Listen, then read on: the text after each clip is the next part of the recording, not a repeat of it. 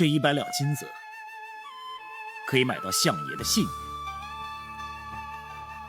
不过买不到我薛平贵的傲气。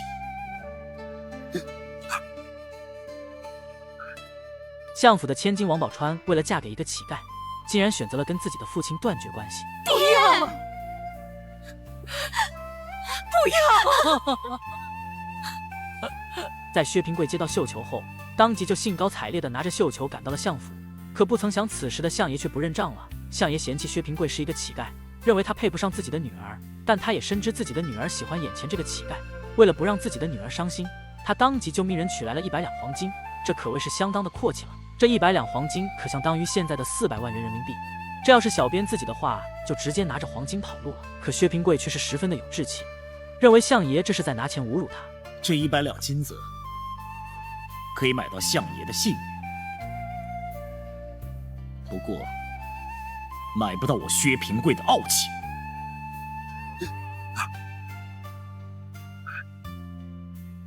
此时的薛平贵可谓是十分霸气，这几百万说扔就给扔了，没有丝毫犹豫之意。在王宝钏得知此事后，当即就要去找他们理论。娘，女儿的终身大事就这样被爹破坏了，我要去跟他理论。宝钏，你听我说，爹现在正在气头上，你去又有什么用呢？是啊，再说了，自古以来，儿女的婚姻全是媒妁之言，父母之命啊。这件事我不会这样就算了，我要去找爹理论。此时的相爷一心想要将女儿许配给魏宝，可此时的王宝钏也很是倔强，除了薛平贵，他谁也不嫁。荒唐！天大的荒唐！爹一再忍让，你却不知好歹。如果你执意跟薛平贵，那我王允从此以后就没有你这3女儿王宝钏。爹，女儿不孝，让爹生气，让娘伤心了。但这不是女儿的本愿，爹。你不要叫爹了，走，你现在就走，跟我走！快出来，看看哥哥谁来了啊！什么事？看谁来了？你看看。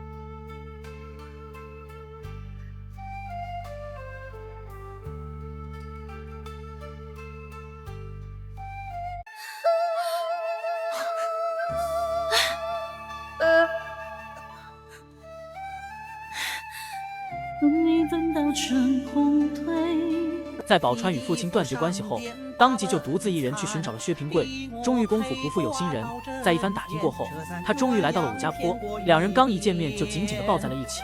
可此时的薛平贵因为自卑而慌忙跑走，宝钏见状也是拼了命的就追了上去，同时把自己的经历都告诉了薛平贵，向他表明了自己的决心。而薛平贵此时也是十分感动，同时也放下了自己的自尊心，和王宝钏紧紧地拥抱在了一起，并发下了山盟海誓。我薛平贵何德何能，能够得到三小姐的青睐？所以我对天发誓，我保证，我这一辈子都要好好的照顾三小姐，好好的疼爱三小姐。此时的众人也是欢声雀跃，并且送上了一段祝福的舞蹈。清早出门到黄昏哦，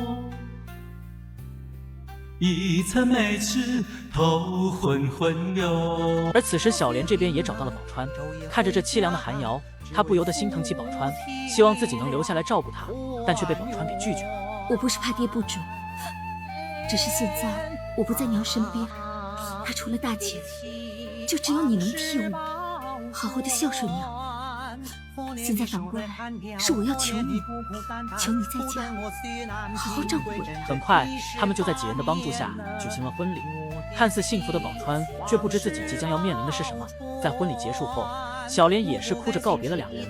大姐和大姐夫此时也很是头疼，好在大姐夫苏龙想到了一个好办法。王宝钏在出嫁3天后需要回门，便想通过这件事来缓和王宝钏和相爷的关系。二人当即就将此办法告诉了夫人。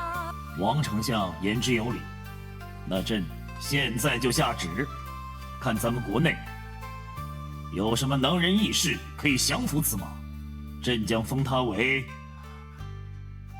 神威将军。是，老臣接旨。西凉为了打探大唐的军情，就向中原进贡了一匹红鬃烈马。此马性格暴躁，桀骜难驯，在他们西凉可谓是无人驯服。然凌霄得知大唐高手如云，就想看看大唐有没有能人异士将此马驯服。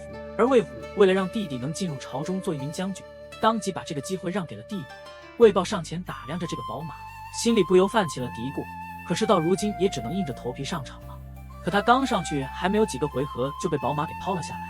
魏虎见状，当即就要给弟弟找回颜面，可结果也依旧如大家所想，没过多久他也摔下了马背。这一下最后的希望也只能寄托在苏龙身上了。苏龙虽然武功高强，成熟稳重，但面对这匹烈马，最终还是心有余而力不足，从马上飞了下来。凌霄见状调侃道：都说大唐猛将如云，今日一见，哼，居然连一匹马都驯服不了啊！胡说！我告诉你，我大唐朝中能人异士颇多，怎么会降服不了一匹马呢？来啊，在！先把这匹马给我关起来。是。3天之后，本相再请你观看。好，丞相，那凌霄拭目以待。王丞相百般无奈之下，只好将此事上报了皇上。皇上得知后，当即就下旨寻找能人异士。王丞相言之有理，那朕现在就下旨，看咱们国内有什么能人异士可以降服此马，朕将封他为神威将军。是，老臣接旨。可就在皇榜刚张贴出来时，就被张伟拿去给老大方便了。但不认字的他们最终还是吃了没文化的亏，保安大队当即就给他们关进了大牢。而此时的魏虎给他们出了个主意：我可以放你们回去啊！哇，可以出去了，可以出去了，老大。如果是一个人啊，就一个，就你吧，傻大个。回去告诉薛平贵，让他来驯服红鬃烈马。如果他不来的话，那你们只有一条路。薛平贵得知后，当即就马不停蹄地来到了马场。妈，宝马，宝马，我知道你是一匹宝马，平贵并不想驯服你，我只是想跟你做个朋友。薛平贵凭借着自己的3寸不烂之舌，把宝马忽悠得不知所措。可神奇的是，这匹烈马似乎听得懂他所说之话，对他也没有那么强烈的反抗。我真的上去了，如果你不介意的话，我上去了。最终薛平贵也是顺利骑上了这匹烈马，虽然3番5次的差点从马上跌落，但最终宝马还是停了下来，成功的被薛平贵给拿了下来。此时的众人可谓是欢声雀跃，而魏虎此时却是愁眉苦脸。嘿嘿，你这种人怎么能降服红鬃烈马呢？你不会自己看吗？此马已被降服，如今上报朝廷，便可封他为神威大将军。